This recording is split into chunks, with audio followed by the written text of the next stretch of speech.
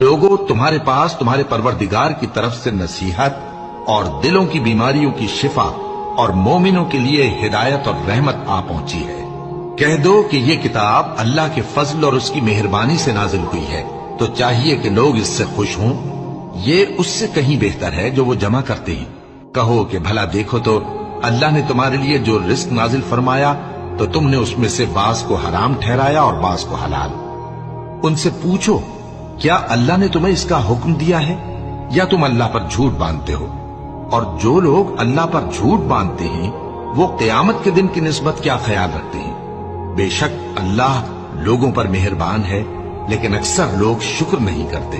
اور تم جس حال میں ہوتے ہو، یا قرآن میں سے کچھ پڑھتے ہو یا تم لوگ کوئی اور کام کرتے ہو، جب اس میں مصروف ہوتے ہو تو ہم تمہارے پاس ہوتے ہیں، اور تمہارے پروردگار سے کوئی ذرہ بھر بھی چیز پوشیدہ نہیں رہتی، نہ زمین میں اور نہ آسمان میں، اور نہ کوئی چیز ہے اس سے چھوٹی اور نہ بڑی، مگر کتاب روشن میں لکھی ہوئی ہے۔